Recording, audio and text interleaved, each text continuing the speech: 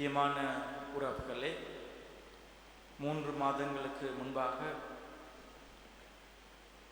இலங்கையினுடைய வடக்கு பகுதியிலே மிகவும் பிரபல்யமான ஒரு வைத்திய துறையிலே பல வருட அனுபவங்களோடு தன்னுடைய வாழ்வை நகர்ந்து சென்று கொண்டிருந்த அவருடைய அந்த வைத்தியருடைய குடும்பத்தை பற்றி ஒரு சில வார்த்தைகளை கூறி இன்றைய நற்செய்திக்குள்ளே நுழையலாம் என்று ஆசைப்படுகின்றேன்.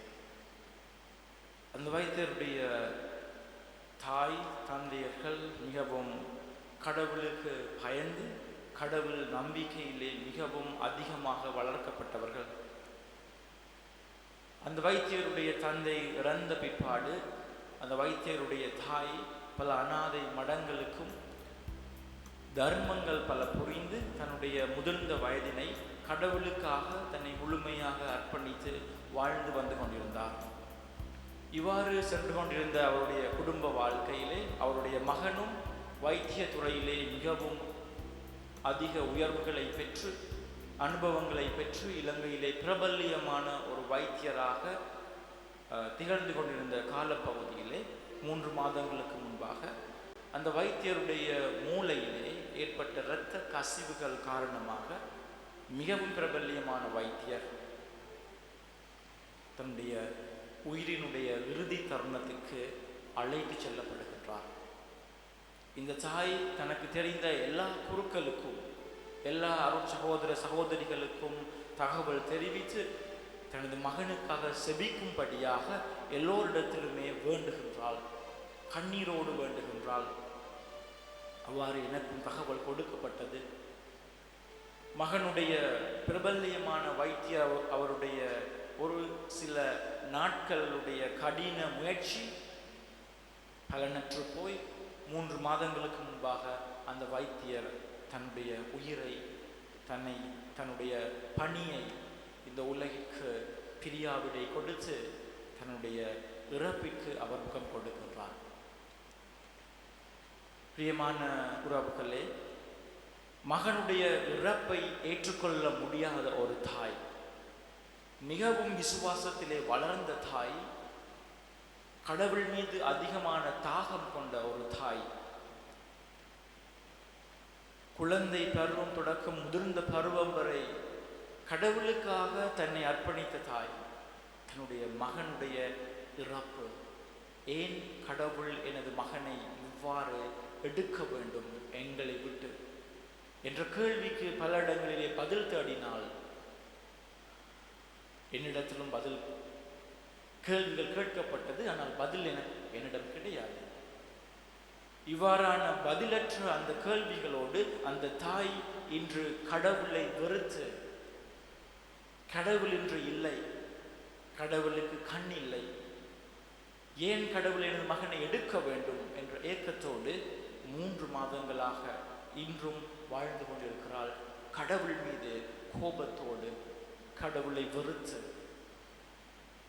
பிரியமானவர்களே, இந்த அனுபவம் பல நேரங்களிலே நமக்கு ஒரு கேள்விக்குறியை ஏற்படுத்தலாம். ஏனென்றால் நாங்கள் செபிக்கின்றோம், கடவுளை நோக்கி கேட்கின்றோம். ஆனால் நம்முடைய எல்லா விதமான செபங்களும் எல்லா விதமான வேண்டுதல்களும் கேட்கப்படுகிறதா, நமக்கு கிடைக்கின்றதா என்றால் அதற்கு பதில் உங்களிடம் இருக்கின்றது. ஒரு சில பேருக்கு கிடைக்கலாம், ஒரு சில பேருக்கு காலம் தாழ்த்தலாம், ஒரு சில பேருக்கு கிடைக்காமலும் விடலாம். இப்படியான இந்த 3 பதில்களுக்கும் கடவுள் எதை நமக்கு எடுத்து சொல்கின்றார்? நம்முடைய மன்றாட்டுக்கள், நம்முடைய செபங்கள், நம்முடைய கண்ணீர்கள் கேட்கப்பட்டால் கடவுளுமே ஆசீர்வதிக்கிறார். கேட்கப்படாவிட்டால் நமக்கு என்ன நடைபெறுகிறது? காலம் தாழ்த்தினால் நமக்கும் கடவுளுக்கும் இடையிலே இருக்கின்ற அந்த உறவுக்கு என்ன ஆகின்றது? காலம் தாழ்த்துகின்ற பொழுது கடவுளுக்கு கண் இல்லையா? செபங்கள் கேட்கப்படாமல் இருக்கின்ற பொழுது கடவுள் நம்மை வெறுத்து விட்டாரா?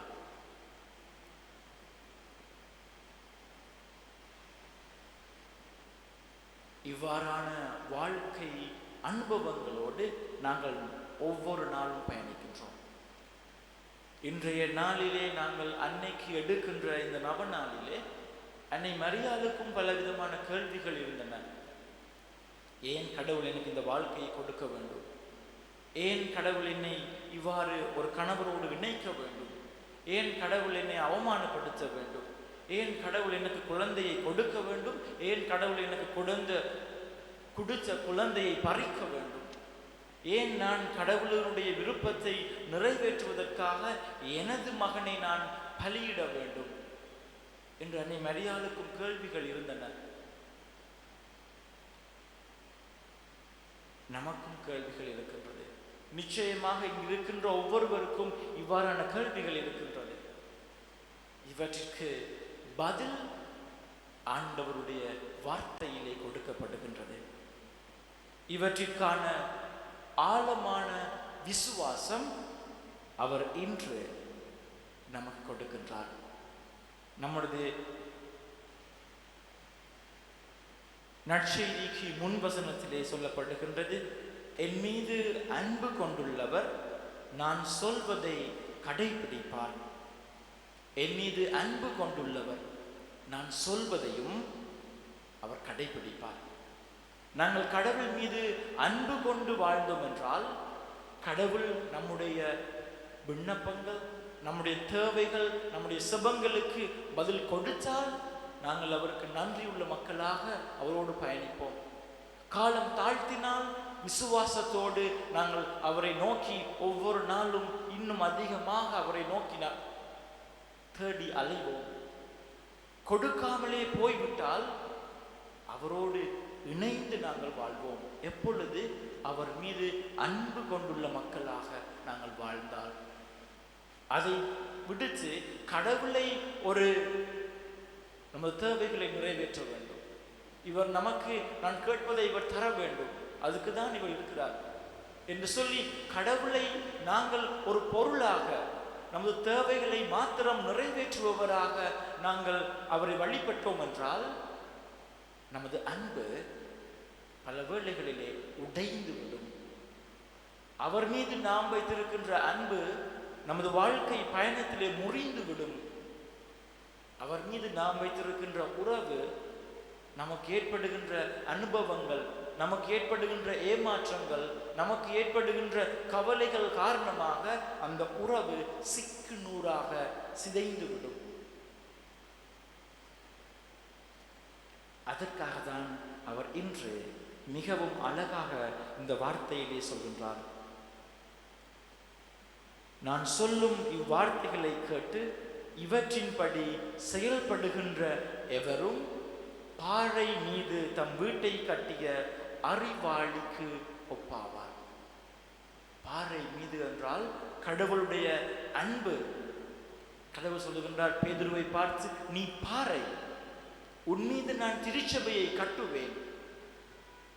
அப்படி என்றால் நான் உன் மீது அன்பு கொண்டுள்ளது போல நீங்களும் ஒருவர் மற்றவர் மீது அன்பு செய்வாயாக. அதை தான் அந்த பாறை என்று சொல்கின்றார். நாம் கடவுள் மீது கொண்டுள்ள அந்த உறவானது அன்பினுடைய உறவாக இருந்தால் நம்முடைய வாழ்க்கை பயணத்திலே நாங்கள் அனுபவிக்கின்ற மகிழ்ச்சியாக இருக்கலாம், துன்பமாக இருக்கலாம், கவலையாக இருக்கலாம், ஆசீர்வாதமாக இருக்கலாம், நாங்கள் அனுபவிக்கின்ற ஒவ்வொரு அனுபவங்களிலும் நாம் அவரோடு சேர்ந்து பயணிப்போம், அவரை கண்டுகொள்வோம், அவரது அன்பை உணர்வோம். இந்த நவநாளிலே அன்னை மரியாளை போல நாங்களும் நம்முடைய விசுவாசத்தை, நமது குடும்ப வாழ்வை அன்பிலே பதித்தவர்களாக, அன்பிற்குள்ளே நாங்கள் வாழ்கின்ற மக்களாக வாழ அன்னை மரியாளிடத்திலே வரம் கேட்டு செபித்து மன்றாடுவோம். ஆமேன்.